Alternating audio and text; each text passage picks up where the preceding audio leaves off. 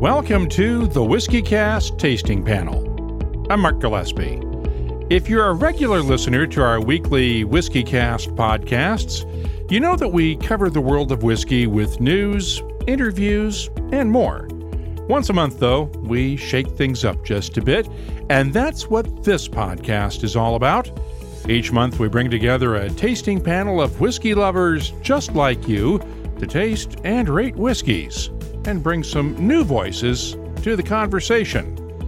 Sometimes we'll gather at a whiskey bar, other times at a whiskey festival or in someone's home. This month we did both of those. Our panel was recorded during the Victoria Whisky Festival in Victoria, British Columbia, just a few blocks away from the festival's home base at the Hotel Grand Pacific. Our panelists tasted 4 whiskeys, and it's an eclectic selection this month.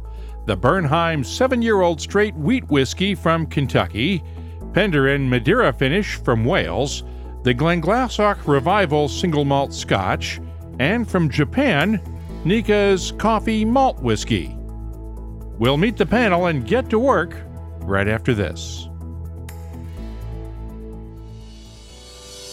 Support for the WhiskyCast Tasting Panel comes from the Whiskey Exchange, one of the world's leading whiskey retailers, offering worldwide delivery with a range of more than 9,000 whiskeys and spirits, and one of the sponsors of The Whiskey Show, Old and Rare Edition, coming up next month in Glasgow, Scotland.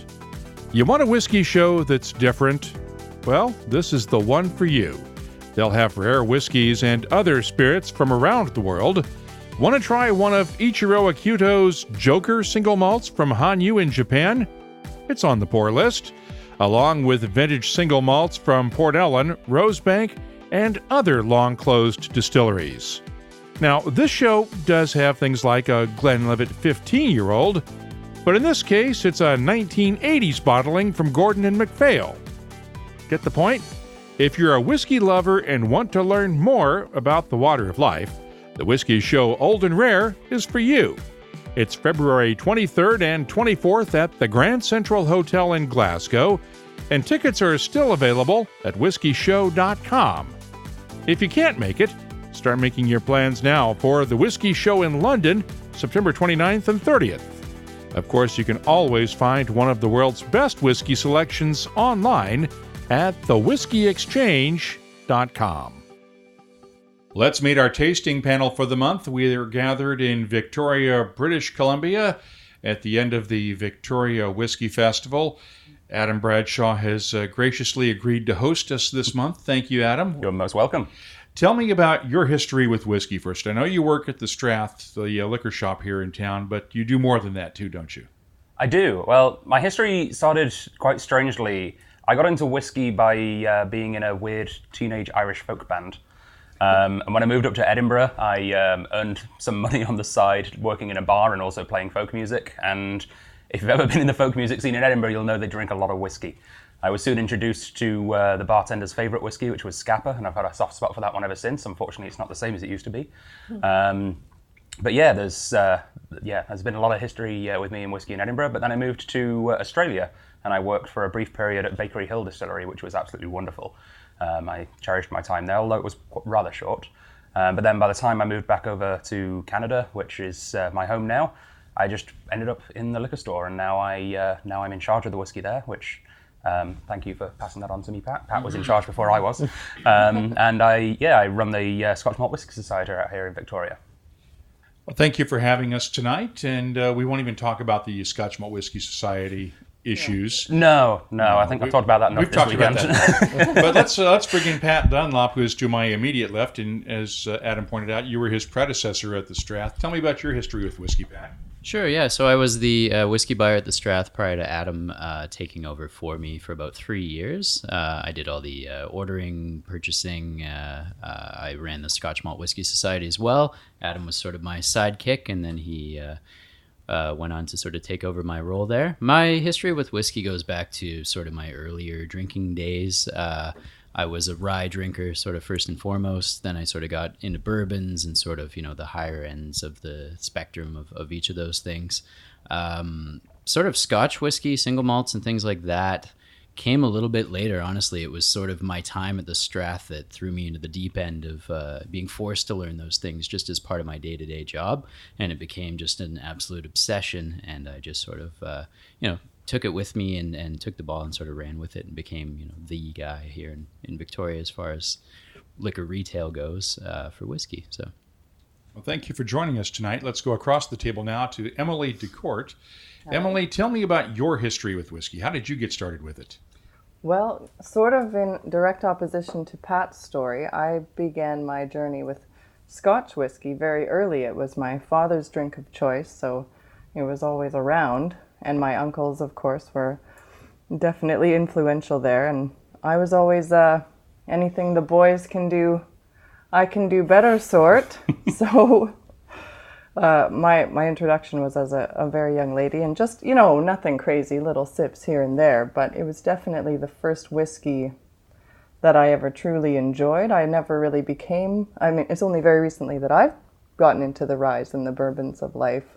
So I'm taking the opposite tour, as it were. But yes, my first love of whiskey is Scotch. Yeah, my heart belongs in Islay for sure. And the voice you just heard was our fourth panelist tonight, Dan Rampling. Dan, tell me about where you got started with whiskey. What was the first whiskey you ever had? The first whiskey I ever had, I probably can't remember, but I can remember the first whiskey I ever purchased. Okay. Was Wild Turkey 101. I came to Scotch from cognac to bourbon to rye and then to single malt. But my real education actually comes from the world of wine. So you'll see me get very, very excited whenever the two worlds collide. Finishing in wine casks is a weak spot in my heart. The look on his face when I told him we were getting a Hazelburn Barolo cask was just, yeah. Well, I think we might have one later on in this tasting that might interest you. Yes. Thank you all for joining us tonight. And I'm going to take 1 second here because Emily's microphone needs to be adjusted. And I'll edit this part out because it was pointing away from your mouth. Oh dear. And I want to make sure we get it right. I have a stiffer collar under there too. So I am not trying to be harassing in any way, shape, or form. I give full consent. Okay, I'm just... As my boyfriend watches across the room. Okay, I'm just trying to be proactive here. No, I appreciate it. Thank you. Better you than me, likely. Alternatively, if you need to borrow a jacket or something, we can use that. Ah, fair. Can you guys count to me again? 1, 2, 3, 4, 5, 6, 7, 8, 9, 10. One more time. All right. Because it keeps pointing down. Well, what about Let's this flip guy? it to the end. Flip it to that one then. That's just a bit stiffer. yeah. I should have known to have There a we go. lapel. There we go. Okay, that'll work. Much All better. right. I Because believe. I was won't, pointing more towards these and guys. I will try not to move around too much also. Okay. And just We'll give 1 it to 10 another more one. time. 1, 2, 3, 4, 5, 6, 7, 8, 9, 10. Okay, it's just Better? if you can sort of tweak it up a little bit here so it's pointing towards your mouth. Better? Closer? Yeah, just sort of adjust the clip a little bit and twist it so it's more pointing straight up. Yeah, that'll work. How's that? Much better, much better. Clear? Okay, so Clear we'll as pick it mud? up now. So we'll pick this up now. Let's go ahead and get started with our first whiskey, and we have a rather eclectic selection this time around. Thanks to Adam, who has graciously agreed to provide the whiskeys tonight. We're going to start with the Bernheim Original Wheat Whiskey from Heaven Hill Distillery. This is distilled at Bernheim in Louisville, Kentucky. It is the 7-year-old small batch wheat whiskey. And we don't know whether it's 100% wheat or not. We know that it has to be, under U.S. law, at least 51% wheat. So this is going to be interesting. Mm-hmm. We've not had a wheat whiskey on here, as near as I can tell, ever on the Tasting Panel podcast. So this should be good. Go ahead and get your noses in there and let's see what you all think. This one is bottled at 45% ABV. We'll be tasting 4 whiskeys on the panel this time around. Feel free to jump in, and when you get some comments, go ahead and speak up. I'd say my immediate reaction is just the softness on the nose that the wheat brings, as opposed to something with a little bit more of a rye dominant mash bill. You get a little less of that peppery spice and more of just that, a softer, more enveloping sort of a nose. The sweetness of the corn. Is there corn? See, that's what I wondered too. I don't know. There's probably some corn in here. Yeah, there must be a little, right? If someone from Bernheim can tweet at us and tell us what the mash bill is, we'd love to know, Oh, we'd or at love least to know. a vague idea. I will tell you this. The very first episode of WhiskyCast back in 2005, in November 12th was when it aired. Parker Beam from Heaven Hill was on the show. We were talking about this very whiskey before it had the age statement, the original Bernheim. I had the temerity to ask him what the mash bill was. Oh. He just sort of looked at me like I'd State secret. asked him to run down Fifth Avenue in Manhattan naked. He wasn't going to do either of those things. He's not running down the street naked, and he is not giving up that mash bill come hell or high water. Well, then it's up to our palates to decide. But I was... Well, on the bright side, only they'll know if we're wrong. Exactly. Yes. But it does have on the nose definitely that sweetness that you get from corn. But it's not. But it's softer, as you say. I find bourbons tend to be like almost, to me, cloyingly sweet, and this They is can not. be. No, agreed. But it does have that almost, bakery type. Yeah, very pastry. Yes, exactly. Yeah. That I've come to know from my minimal experiences with ryes and bourbons. But that bakery quality I tend to find in, grains, typically. Yeah, with the bakery quality, I get more of like those little buttermilk pancakes. Yeah. And with a slight hint of lavender. It feels like I'm at a fancy breakfast place. Lavender and maple syrup. Yeah. Maybe a lavender-infused maple syrup. Only in Canada. The lavender is because there is a real bit of a floral element to it, which is unusual. I mean, it's not something you always grab a hold of in an American whiskey in general, and certainly not in something bourbon-esque like this. But there is like a lavender type floral sort of nose for sure. Well, let's go ahead and taste it. See what you think.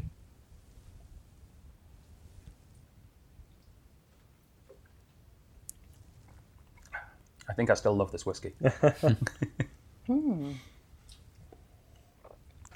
To me, the floral characteristic almost manifests in like a soap-like quality. Interesting. It's got a really lovely texture to it. Yeah, it's silky. It's smooth. Yeah. Like Dove. Yes. So you mean soap like in a good way? Yes. No. Yeah, soap. Not in a didn't rinse the glasses properly way. Right. No. Yeah. It's funny, speaking of pancakes from the nose, Adam pointed out, that's all I'm sort of getting now, pancakes and like almost a little bit of a maple syrupy sort of a note. Me too. Icing sugar, or even. Yeah, like almost like the little Dutch pancakes with the icing sugar and syrup on top, and a little butter. These are really good descriptions, guys. Keep going. It goes from floral to sweet too. The finish is just that bakery again. It that, does. that sweetness. Maintain. And the flowers kind of just revert to the background. The flour is almost a little bit more in its raw form on the palate, I'm finding. It's a little powdery. I find it still far more present on the nose than on the palate. Yeah. Beautiful, though. Well, let's add a little bit of water. See how well it does with water and how much it changes and whether that floral character really comes out or not. You can see there.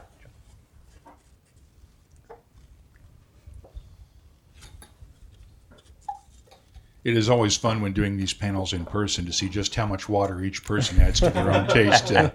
Some folks add a drop or two, others pour as much as they can into the glass, and a lot of folks go in between.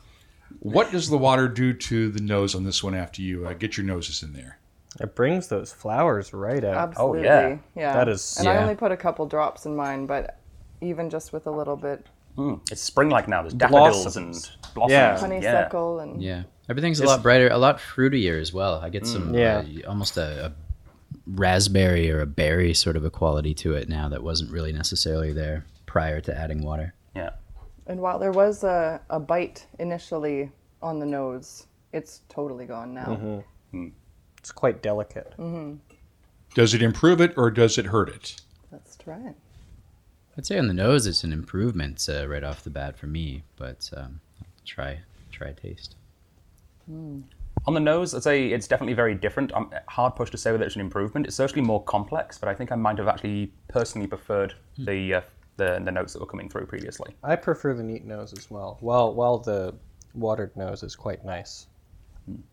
It's hard to say because, of course, you can't really go back. But I find that, just to go along with our breakfast from before, we've added some black coffee somehow to the mix. It's funny how the palate got more bitter while the nose got more delicate. I also find it more refreshing with the water. It's a little bit lighter. Do you want to say, as the owner of the bottle, if you want to go back, just grab another glass of it? Thank you. We can do that later on, do some comparisons later. But while they're writing down their scores for the first whiskey, the Bernheim wheat whiskey, let me explain the scoring procedure we use. Each judge will rate the whiskey overall, with water, without water. One score for the whiskey on a scale of 0 to 5. Half points are acceptable. They'll discuss everything but the score with each other, as you've guessed already. And then at the end, I will average up the scores, and we'll pick a winner among the 4 whiskeys we're tasting right now. If we're ready to go on, we can move on to the next whiskey. We're going to have a little bit of fun tonight. As I said before, this is a really eclectic selection. The next one is the the Penderyn Madeira finish from Wales. And I think this is the first time we've ever had one of the Penderyn whiskeys on the show.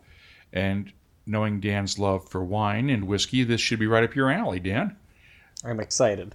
This one is bottled at 46% ABV, no chill filtering.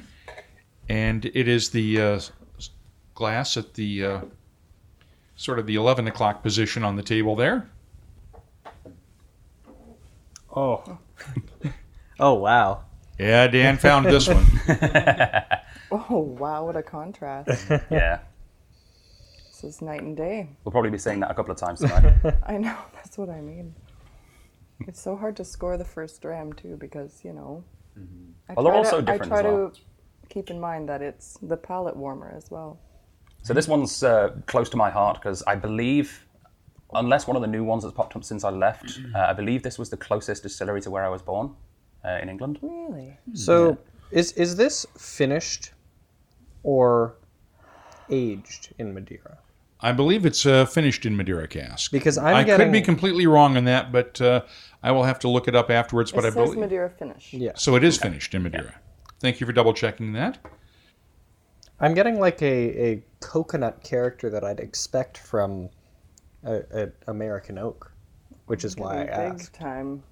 Yeah, Yeah. the coconut's very much there. I get the first thing that really jumped out at me was quite a bit of plum, and a little bit of a perfumey character, not in a unsettling way. But, I'm feeling that fruitiness. yeah. Yeah, you found plum. I got apricot, so very. Oh, Yeah. yeah. But I'm getting, Those are stone cherries. fruits. Yeah. Sweet.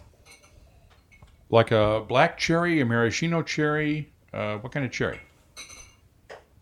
More maraschino than black, frankly. It does have a gorgeous nose. It does. There's so much going on there.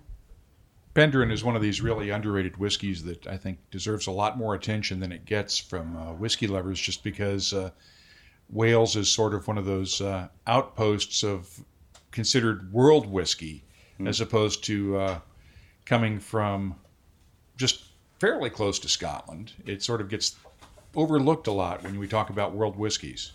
So, speaking about world whiskey, the first time I ever tried Penderyn, weirdly enough, was in this wonderful bar in Wellington, New Zealand, which claims to be the world's most southern Welsh bar. And it prides itself on stocking Penderyn. Yeah, it's a great place. The Welsh Dragon, yeah, love that bar. We were talking before about that very first episode of WhiskyCast so many years ago. The other guest on that show was Dr. Jim Swan, who was the consultant for Penderyn. Yeah. And sort of created all this to begin with and helped them get off the ground. And of course, we lost him within the last year or so. But this was one of his whiskeys as well that sort of helped get him a lot more recognition. He, of course, went on to later fame with places like Cavalan and distillery up the road here in Victoria, Caledonian, which is just getting started. And so it is with a heavy heart that I sip this one, because Jim was on that very first show along with Parker. Wow. So this is just a coincidence of all kinds tonight. But we can raise a dram in his memory. Indeed. Absolutely. Certainly. Definitely. Pat, what are you getting on this one? So in addition to the sort of plums and perfumey notes on the nose, I mean, there's a real... something that's hard to articulate on the palate. There's a...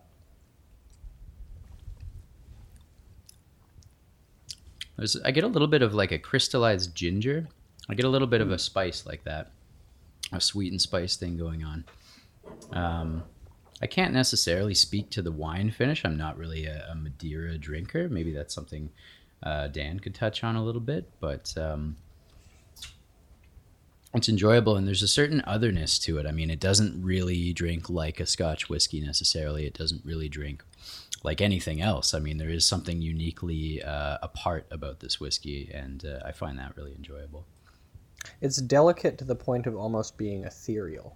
Like it's quite playfully light on the palate. It doesn't have a significant viscosity to me. Strangely enough, out of if I was to try and equate what other whiskies I've had that this tastes like, it tastes more like some of the French whiskies I've had.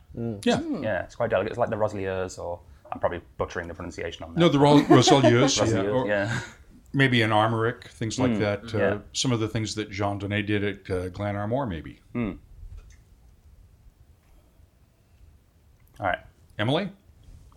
The palate definitely evolved into those deeper fruits, darker, richer. That sweet cherry thing on the nose has turned into, sugared dates almost, or that sugared spice thing you were saying before.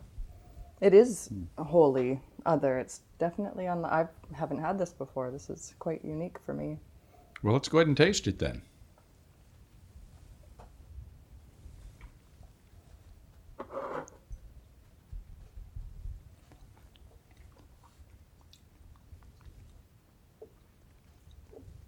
I'm getting grapefruit. Like pink grapefruit. It Not does, so much the rind, but the juice. It does have a little bit of bitterness. It's almost manifesting itself to me as like a black tea. But not in an unpleasant way by any means. You find it a little tannic, perhaps? Or? Yeah, just a titch. Like a black tea with lemon, maybe with that little tartness to it? Yeah. That's a good descriptor, actually, yeah. I like that. Emily has gone back to nosing. She jumps around. I do. It's evolved. I'm curious to see what happens when we add water to it. Because even just this time it's had in the glass, it's evolved some. Sort of curiously thin mouthfeel for the flavour profile it has. It feels like it should be thicker, which is not by any means a bad thing, it's an interesting thing. Again, light but flavorful. Yeah, the finish is quite nice. It lasts a while, but it doesn't,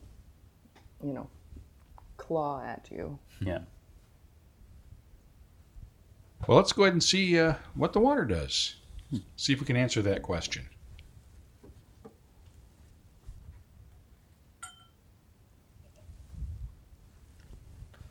So, do you know earlier about enjoying seeing how much water people add to their whiskey? The bar I used to work in, our number one selling whiskey there was Black Bottle, the blend. Oh, and we had a whole troupe of regulars, most of them folk musicians, and they all drank it the same way. They would get a half-pint glass, and they would get a triple Black Bottle, because that's the biggest amount you're legally allowed to serve, and top it up with water. Wow. Yeah. I have no words to describe that one. Drinking it like a cordial version of a beer, I guess. Okay. To each their own, right? Yeah. Hey, say, if they're no buying wrong it, way. they're drinking it. That's fine. Exactly. We also are, like the four of us, are quite used to cask strength whiskeys. So Well, of course, yeah. I think true. we tend to probably add a little less water than most. So what does the water do to it?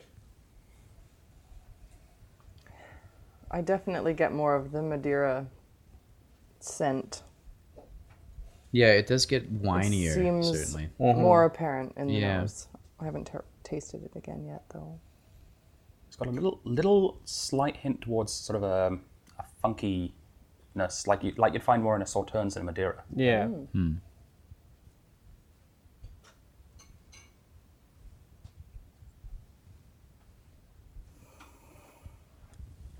It's almost peppery. Yeah, a little. How does it taste?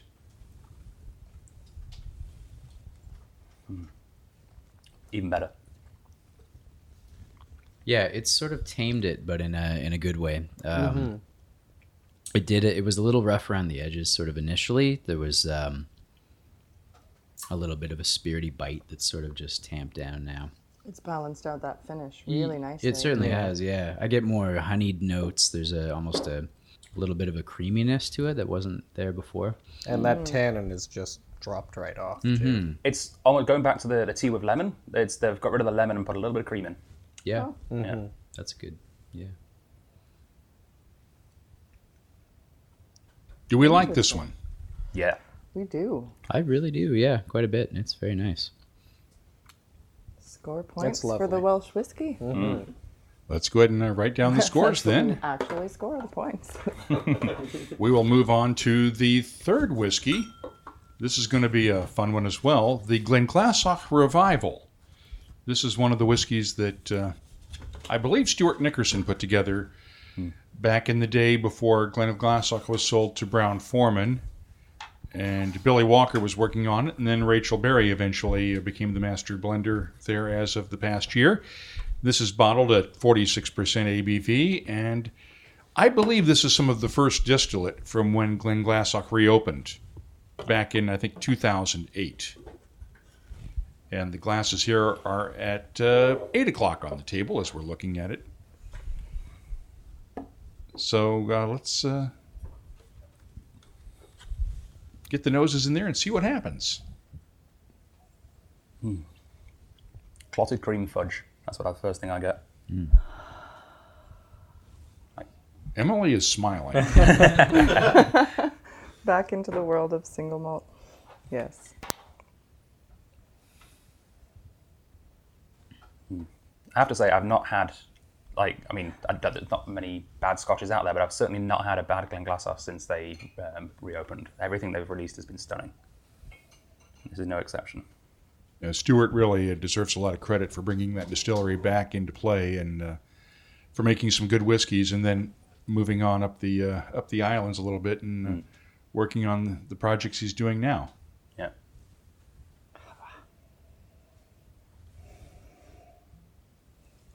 I find I get like a real savory sort of a note in there with the sort of sweet creaminess.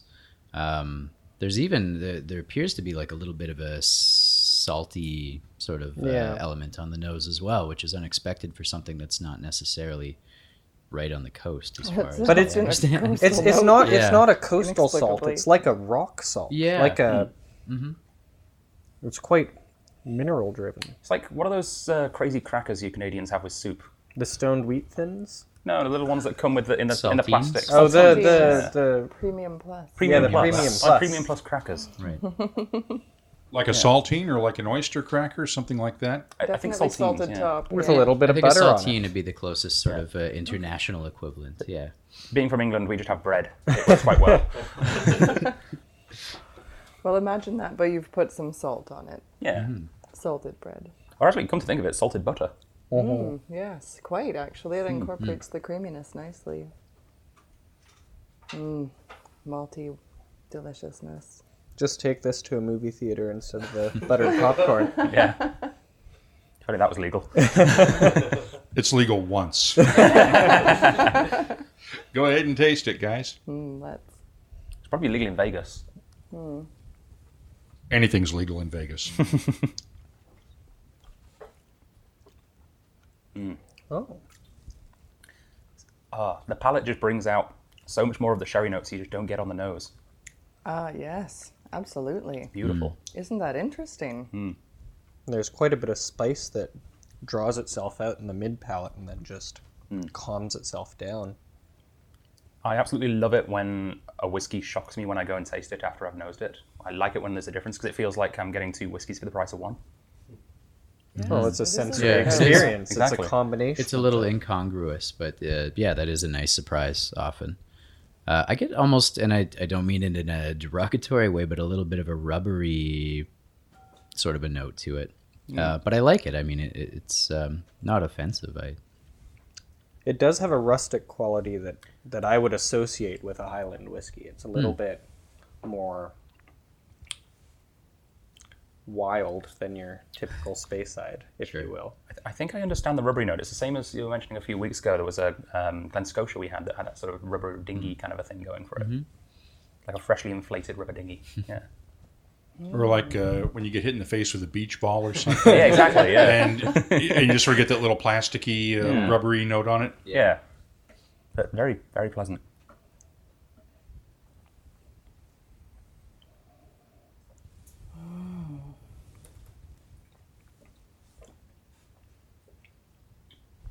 This one is going to be interesting to see what water does. Yeah, Agreed.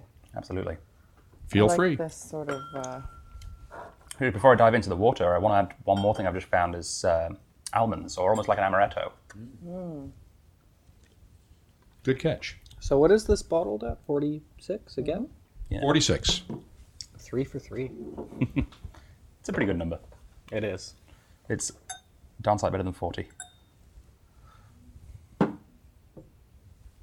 Well, actually, the Bernheim was at 45, just to be technical. I suppose, Very good. rounded up to the nearest 6.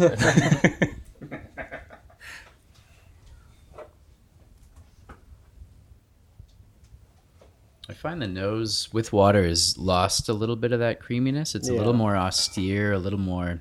Yeah, it's playing hard to get. Yeah, it's a little drier, a little more spice, and a little less of that rich, inviting sort of creaminess. It is. The malt feels further away. Yeah. Does it still have that brininess to it? That too is subdued. It's yeah, subdued. less so. Yeah, it's there, but you really have to search for it now. Whereas before, it was this unexpected surprise that sort of just jumped up and slapped you in the face. This is one of the rare times where I'm personally finding that water hasn't changed the nose much, but just kind of reduced it. Yes. I'm not picking up any new notes that Yeah, have arisen. it's since taken that. away more than it's added, I suppose. Yeah. I think from the nose at least, they chose well for 46. Agreed. Good balance where you don't really have to add water unless you really want to. Yeah, exactly. And I've already had a sip, and I find right away on the palate, it's a similar story. It's just a little less of everything I was enjoying. Not to say that it's ruined it by any means, but it's tamped it down a little bit. It's tamed it, maybe more than it needed to be tamed. It's lost a bit of that sherry kick in the mid palate that I was getting, that lovely spiciness. It's a little bit more muted now. It's sort of gone from the full spectrum of those savory spices just to a salt and pepper simplicity. And it's got a bit more meatier as well. So it's like Yeah. salt and pepper steak. Yes. Yeah, which is not bad in and of itself. No, I agree. On the palate, it's very different, but I'm actually quite enjoying it with water. Me too. Yeah, you're getting much more of the wood and less of the sherry, I think. I certainly, this is one I did prefer pre-water. Same here. It's just, If I were to have it again, I'd. I don't even prefer it pre-water, yeah. but I don't dislike it with. No. Wouldn't turn it down either way. I'll finish my dram. Wouldn't kick it out of bed either way. Exactly. Let's go ahead and write down the scores for this one. We will move on to the fourth and final whiskey for the flight.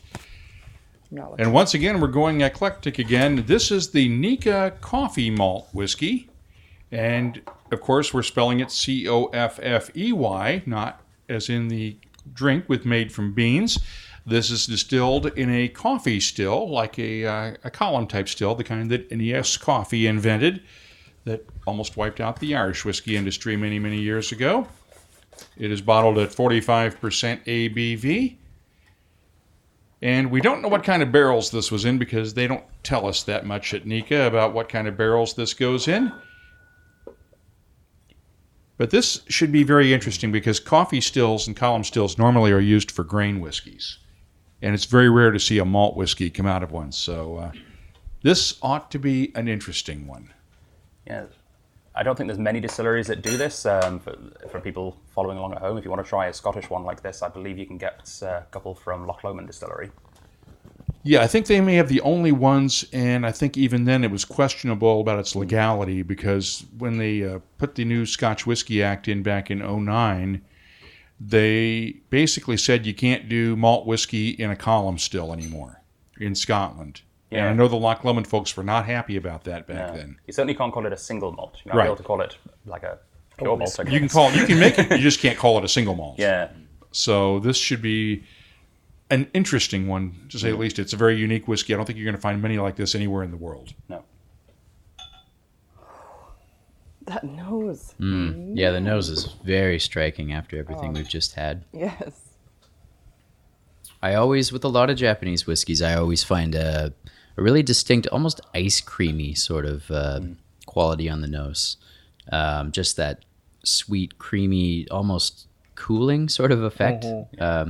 It's unusual and not something I find in a lot of other whiskeys. It's a lot sweeter on the nose than I was expecting. I was I think maybe in my mind I was thinking about the coffee grain and kind of expecting that. But this is a different sort of sweet. And that creaminess that you're talking about and the coolness is not like a minty coolness. It's like a chilling type coolness almost. Yeah, exactly. Like it's a like ice cream. Well, yeah, a sort of a soothing without being that mentally sort of Vicks Vapo Rub type of cooling thing that you might get in like a pot still Irish whiskey. It's really got its own unique, just cool, creamy, soft sort of thing going on. Like a soft breeze in the summer rather than a gale force wind in the winter. Exactly. Absolutely. I mean, this too at 46%, just like the others, but I can stick my nose right in there and get the full impact, and it's not... I think part of the thing that always brings ice cream, because you're quite right, I get that as well with a lot of Japanese whiskies, is a vanilla note, which I do find in this, but I'm oddly getting a sesame note in this one.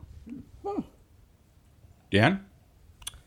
It's making me think again, just like the Penderyn, American oak. I get that coconut, that vanilla, that sweetness that I would expect. And it's really quite inviting too. I get, and I don't normally share my thoughts on these during these panels, but I'm getting a little bit of banana. Yes, absolutely. Yes, I was just thinking... It's a banana split. Sort of some sort of tropical fruit, but banana, that's spot on. Yeah, banana's a good one. As a group, we have a running note of the banana note. That is a song we sometimes That's a true story. I was just going to say I get also very distinctly red flavored candies. That could be red gummy bears, red Mike and Ike's. I don't know if all of you are familiar with those. Red jubes, some sort of just a red, and I guess those are normally meant to be cherry or strawberry. There's but actually... Yeah, never quite sure not what like flavor the they are. last cherry, no. Red I'm cherry. on board with that, but candied cherry sort of a thing, I guess you could call it. But Like, what are those American ones? The ones that you suck? Jolly Ranchers. yeah, like a red Jolly Rancher, I think that would be. Yeah. Good notes, guys. Let's see how it tastes. Gladly.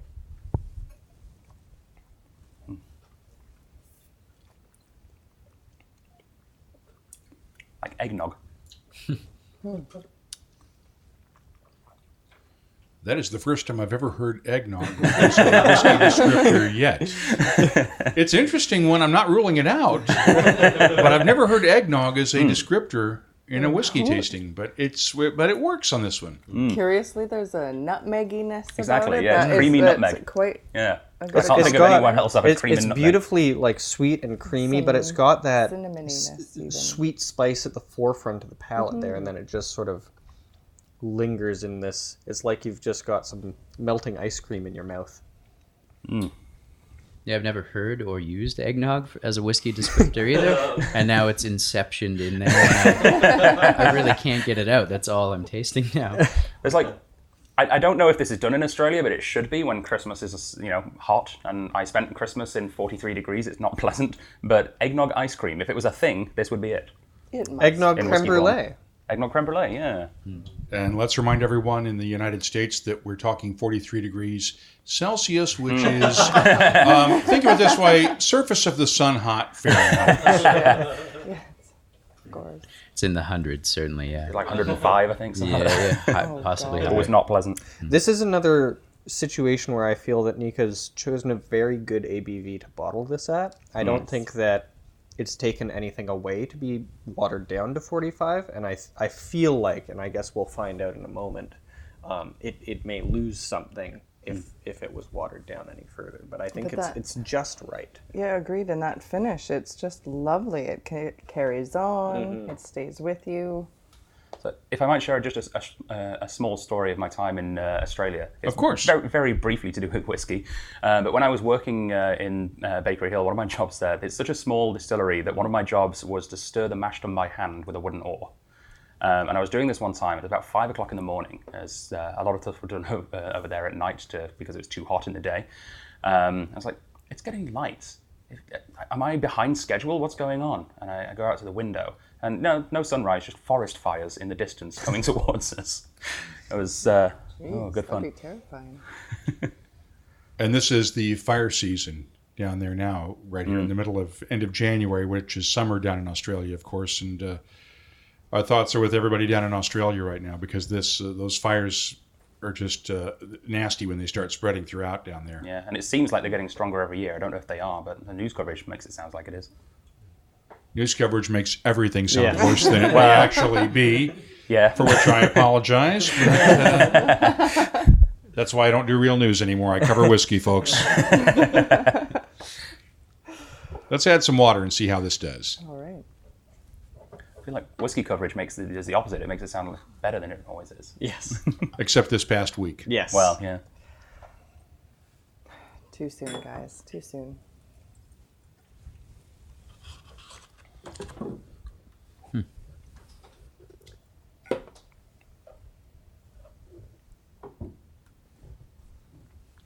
It's a fairly immediate change. I mean, Yes. the sweetness really sort of disappears a little bit. It gets a little more savory, a little more meaty. It picks up a saltiness, which I didn't I was going to find say at an all before. antiseptic quality almost. Yeah, On nose, anyhow. It switches regions and countries and everything all of a sudden with water. Yeah, prior to the water, well, I haven't tasted it yet, but it was reminiscent of a Speyside. It had a lot of those same elements, but Now we're somewhere coastal. now we are elsewhere. Yes. Yeah. Oh, Nikka. I think this may be the most drastic change so far of any of the four whiskeys once water's added to them. Agreed. If I was tasting, if I had two classes, one with and one without water, I would say they're completely different whiskies. Yeah, blind. Yeah. I likely would too. Ooh. Quite like it though. On the palate, it retains that intrinsic sort of. What it reminds me a little bit of now is the sort of iced chocolate malted things that you get. The one with the little wooden spoon and the little paper container. Oh yes. Or like Ovaltine. Ovaltine, yeah, that'd be a good one. It gets maltier and maybe a little less overtly sweet, but It's a little more chocolate there Dark now. chocolate. chocolate is sort of coming Like a through. dark chocolate Malteser. I don't know if they make those. They probably do. should. They do? Okay. Don't they? I'm not sure. Sounds good. Maltesers dark chocolate? Yeah, they're milk. They're milk, aren't they? Yeah. Oh, golly. Wow. Hopefully somebody's listening that can make those. Yeah. Maltesers, if you're out there, please. We need dark chocolate. Hashtag dark chocolate Maltesers now. My wallet is ready. I'm assuming we like this one. Yes, Yeah. actually. Very much. Yeah, I still love it every bit as much. It's just sort of transmuted a little bit, but it hasn't It hasn't lost. Hasn't lost anything. It's just shifted gears a little bit. Yeah. Maybe from vanilla to chocolate. Yes. You've got some I find it less overtly Neapolitan ice sweet cream than going on I don't here. mean to keep harkening back to the coffee grain, but it's sort of an automatic comparison. But The ice cream note, which is still kind of there, it's more like a frozen yogurt now. It's got that little bit of a tanginess. like a Greek yogurt tang. It's still a I really love it. beautiful finish. Did I just pronounce that yogurt? Have I been in Canada too long? You Sorry, for did. folks back at home, yogurt. It's yogurt to you. It's yogurt. Because we've all been making fun of you for too long. Well, let's go ahead and write down the scores for the Nikka Coffee Malt. That's the final surprise whiskey in here. our flight of 4 this time around. We will come back in a minute with the final results. You're listening to the WhiskyCast Tasting Panel. Each month, we pick a whiskey club to honor as our Club of the Month. This month, we're honoring the Wee Rock Whiskey Club on Salt Spring Island in British Columbia. Salt Spring Island is one of the Gulf Islands in the middle of the Strait of Georgia between Vancouver Island and the BC mainland. And over the last few years, I've gotten to meet many of the club's members on my annual trips to the Victoria Whisky Festival. We'll be sending the Wee Rock folks 24 WhiskyCast Glencairn glasses to use at their club tastings. If you have a whiskey club, let us know about your group. We'll be glad to add a link to your website, Twitter feed, or Facebook page on the Whiskey Clubs page at whiskycast.com. All you have to do is email us. The address is comments@whiskycast.com, and you just might win 24 WhiskyCast Glencairns to use at your club meetings. That address again is comments@whiskycast.com, and thanks to Glencairn Crystal for helping us honor the Whiskey Club of the Month. Welcome back to the WhiskyCast Tasting Panel. The judges have spoken, and we have a clear winner by a quarter point. Ooh. I'll start from the bottom. The Bernheim wheat whiskey came in at the bottom with an average score of 3.5 on a 5 scale, which is not bad and completely not unacceptable. But the Penderyn and the Glenglassaugh both had 4s. The winning score, the Nikka Coffee Malt with an average of 4.25. Wow. Does that come as a surprise to any of you? Unsurprisingly to me. I'm not surprised. I thought for sure the Glenglassaugh was probably going to win. Really? Yeah. Well, Emily, you scored the Nikka the highest. You gave it a 4.5 I did. of the 4 whiskeys. I did. What about that one spoke to you? Well, I think overall it just had so much happening. The complexity on the nose initially, the neat flavors, and then how it seemed to do a complete 180 when we added the water to it. It was just, this was the gift that kept on giving. Dan, you scored the Penderyn a 4, tied with the Nikka, and given your wine background, I thought you might have scored that one a little higher. It was lovely, but while I'm a huge wine fan, I'm actually not much of a sweet wine fan.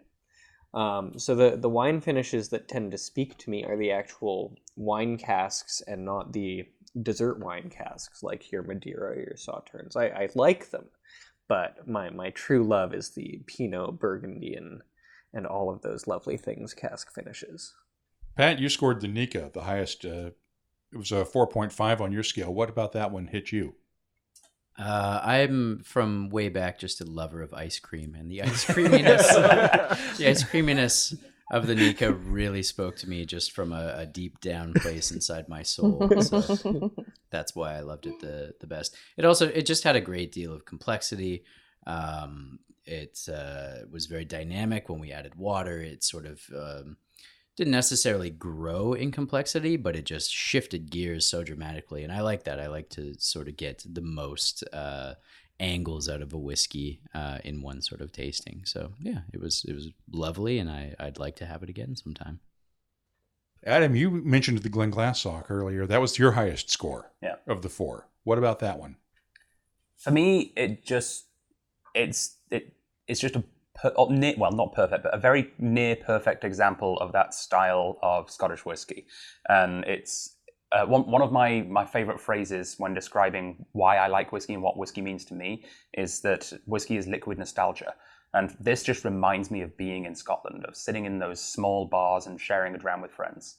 And it's just, I think the thing that I most got out of this one that I got from the others, but not as much, was the conversation it had with the wood, the notes that it got out of the actual cask itself. And it was just, yeah, stunning.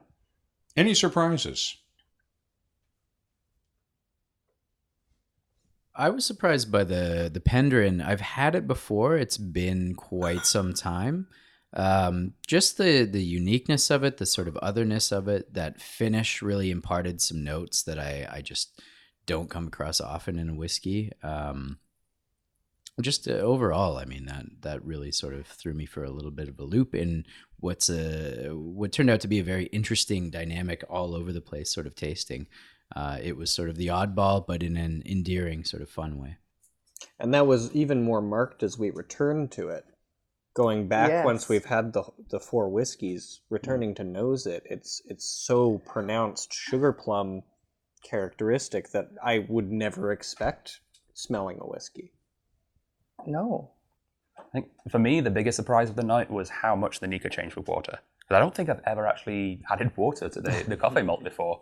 It never occurred to me that I could. Exactly. I likely wouldn't have thought See, you of it learn either. something new every time. Yeah, I know, right? I'm so used to adding water to cask strength whiskey that I forget that it's something that can still be done with the lower strengths and can still make a big difference. You know, and for me, I think the odd man out here is actually the Bernheim, and a bit of a surprise for me. And even though I know I scored it lower than, the single malt, for example, but coming back to it, it's definitely something that I'd like to have again. In fact, I wouldn't mind doing a flight of wheats or grains or... You mentioned early on that it was hard to do that first whiskey and score that first one. If you had it to go do all over again, would you score that one differently? I might bump it up, actually. I think I might have marked it a little harshly at first because of my preconceived notions, but alongside these other drams, it holds its own. It definitely does hold its own. And I have to admit, like, my first love is malt whiskey. I'm not shy about sharing that. If I was rating the Bernheim as an American non-single malt whiskey, it would probably be a full point higher, or possibly more. For me, it's my favorite American whiskey that I have in my collection, and that's why I wanted to share it tonight, as we have an American I would guest agree in my with that, And I collection. can too. see why. Yeah. Absolutely. But if you were tasting it blind, what would you have scored it? That's really hard to say. We'll have to do this again sometime. Yeah. Great idea. Let's do it again sometime. Did you learn anything other than that you can add water to lower strength whiskeys? I learned that I'm coming around to these to non-single malt whiskeys. I'm definitely broadening my palate and very happy about that. The Bernheim is one I tend to stray away from American whiskey, as most of them tend to be bourbons, and bourbons tend to be a little too sweet for my palate. The Bernheim sort of demonstrates to me that there are American whiskeys out there, and I tried some Westland at the festival, and they knocked my socks off. I was gonna say it's true. That there are They American are up and producers coming. that are phenomenal, and I shouldn't turn my nose up just because it's from a certain country. No, absolutely not. In fact, my very first distillery tour was Westland, and I went with my malt mate, and I think he and I are ruined forevermore for distillery tours because our 1 hour little excursion turned into 3.5 hours of us with one of their blenders in their blending room. And once she realized we were whiskey people, we sort of they had to move our car. I mean, it was a superb experience. And the whiskey, their new make was delicious. The whiskey itself, I mean, they do a lot of stuff in the traditional style.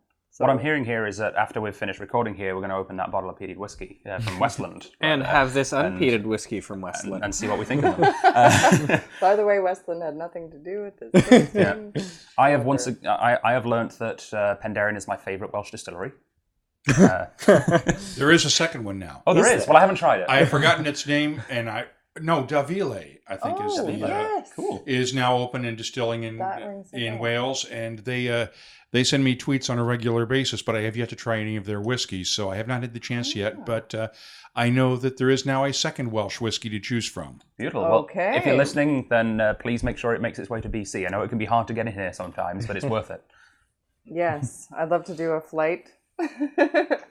Well, thank you guys for doing this, and Adam, thank you for hosting us. This has been fun. I hope you guys had as much fun as I did. Definitely. Yes, Thank it's you been so wonderful. much. Once again, our panelists this month, Adam Bradshaw, Emily de Korte, Pat Dunlop, and Dan Rampling. If you'd like to be on the panel for an upcoming episode of the WhiskyCast Tasting Panel, it's easy. All you have to do is send us an email. The address is comments@whiskycast.com, and please put Tasting Panel in the subject line. Tell us where you live and whether you have Skype on your computer. That's how we bring our panelists together for virtual tasting sessions. But if I'm going to be in your area in the near future, we might just bring some folks together for an in-person tasting. That email address again is comments@whiskycast.com. That's also where you can share your comments about the show with us. And I hope you'll also share the WhiskyCast Tasting Panel with your friends. You can also help other whiskey lovers discover the show by leaving ratings and reviews for us at iTunes or wherever you download your podcasts from. And join us each week for the latest whiskey news and more cask-strength conversation on WhiskyCast. The WhiskyCast Tasting Panel is brought to you by the Whiskey Exchange, offering worldwide delivery of more than 9,000 whiskeys and spirits at thewhiskyexchange.com. The WhiskyCast Tasting Panel is a production of Cask Strength Media, copyright 2018. I'm Mark Gillespie, reminding you that when you drink, please drink responsibly. Thanks for listening.